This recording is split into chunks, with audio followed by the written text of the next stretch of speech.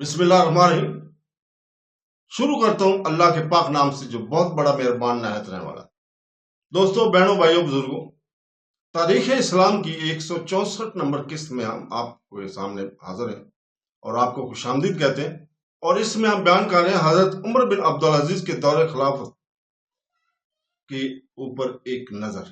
تو دوستوں، حضرت عمر بن عبدالعزیز کی خلافت کا زمانہ حضرت ابو بکر صدیق رضی اللہ تعالیٰ کے عہد خلافت کی طرح بہت ہی مختصر ہے، لیکن جس قدر عہد صدیقی بہت ہی اہم اور قیمتی زمانہ تھا، اسی طرح عمر بن عبدالعزیز کی خلافت کا زمانہ بھی عالم اسلام کے لیے قیمتی زمانہ تھا۔ بنو امیہ کی حکومت نے بتدریج لوگوں میں دینا پرستی اور حب یا مال پیدا کر کے آخرت کی طرف سے غفلت پیدا کر دی تھی۔ عمر بن عبدالعزیز کے چند روزہ خلافت نے یک لخت ان تمام خرابیوں کو دور کر کے مسلمانوں کو پھر روحانیت نیکی کی طرف راغب کر دیا تھا۔ حضرت عمر بن عبدالعزیز سب سے بڑا کارنامہ یہ کیا تھا کہ انہوں نے خلافت اسلامیہ کو خلافت راشدہ کے نمونوں پر قائم کر کے عہد صدیقی اور عہد فاروقی کو دنیا بھر میں واپس بلا لیا تھا۔ خلفاء کی استباع اور قہر و جبر کو وہ سخت ناپسند کرتے اور دنیا میں آزادی اور امن قائم کر کے ہر شخص کو ان کی انسانی حقوق سے متمتع ہونے کا موقع دینا چاہتے تھے۔ انہوں نے ایک بھی اللہ کے منکر کو مجبور کرنا نہیں چاہا۔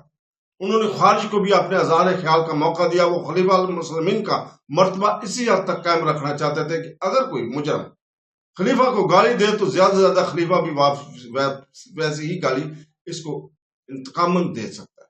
وہ اپنے ماتحتوں سے اس بات کو خواہاں نہ رکھتے تھے کہ ان کی ہر ایک جائز اور ناجائز بات کی تائید کی جائے۔ وہ خلیفہ کے مسلمانوں کا حکمران اور فرمانبردار نہیں جانتے تھے، بلکہ مسلمانوں کو شفیق بات سمجھتے تھے۔ غرض عہد صدیقی اور فاروقی میں جو کچھ ہم نے دیکھا، ان کے تمام نمونے عمر بن عبدالعزیز کے اندر موجود تھے۔ اس لیے بجا طور پر کہا جا سکتا ہے کہ عمر بن عبدالعزیز کی فوت ہونے پر خلافت راشدہ ختم ہو گئی۔ ان کے زمانہ میں کثیر التعداد لوگوں نے بطیب خاطر اسلام قبول کیا۔ 9 مسلمانوں کی یہ کثرت کسی دوسرے خلیفہ کے زمانے میں نظر نہیں آئی۔ حالانکہ آپ کے عہد خلافت میں بہت ہی کم لڑائیاں اور چڑھائیاں ہوئیں۔ آپ کی حکومت اور سلطنت کے حدود سندھ، پنجاب، بخارا، ترکستان، چین سے لے کر مراکش، اندلس اور فرانس تک وسیع تھے۔ اتنی بڑی عظیم الشان سلطنت میں ہر جگہ یکساں سکون اور امن و امان موجود تھا۔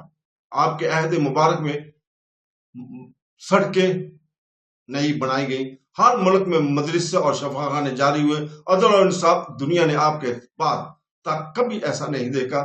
یہی وجہ تھی کہ آپ کے انتقال پر نہ صرف مسلمانوں کے گھروں میں ماتم ہوا، بلکہ مسلمانوں سے بڑھ کر عیسائی اور یہودی سوگوار پائے گئے۔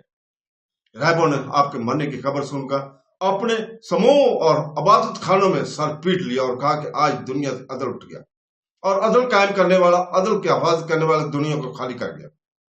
حضرت عمر بن عبدالعزیز نے شیعہ، سنی اور خارجی وغیرہ کے تمام اختلافات مٹا دیے، اور آج بھی کوئی شخص ایسا نظر نہیں آتا جو حضرت عمر بن عبدالعزیز کی طرف سے اپنے دل میں کوئی نفرت رکھتا ہو۔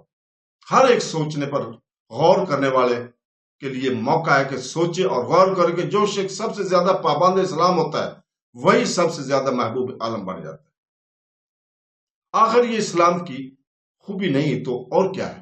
صدیق اکبر، فاروق اعظم اور عبدالعزیز، نور الدین زنگی، صلاح الدین ایوبی اہل یورپ بڑی عزت اور عظمت کی نگاہ سے دیکھتے ہیں۔ ساتھ ہی ان کو یہ بھی دیکھنا چاہیے کہ یہ لوگ اسلام کی کس قدر پابند تھے۔ ان کی تمام خوبیاں صرف اس ایک بات پر منحصر تھی کہ وہ سچے پکے مسلمان تھے، اور انہوں نے اپنی زندگی کو اسلامی نمونے پر قائم رکھنا چاہا۔ اور ایک طرف ہم سوچتے ہیں کہ حضرت عمر بن عبدالعزیز دنیا کے سب سے بڑے شہنشاہ تھے، اور دوسری طرف دیکھتے ہیں کہ وہ پابند لگے ہوئے کپڑے پہنے ہوئے ممبر پر خطبہ دے رہے ہیں۔ تو دوستو، حیرت اور استغراب کی انتہا نہیں رہتی۔ فرض اور ذمہ داری کے احساس کا اس سے بڑھ کر اور کیا مرتبہ ہو سکتا ہے کہ حضرت عمر بن عبدالعزیز کی زندگی نہایت عیش و عزم کے ساتھ میں بسر ہوئی تھی، لیکن خلیفہ ہونے کے بعد صرف 2.5 سال کے عرصہ میں اس قدر لاغر ہو گئے تھے کہ جسم کی ایک ایک ہڈی الگ الگ نظر آنے لگ گئی تھی۔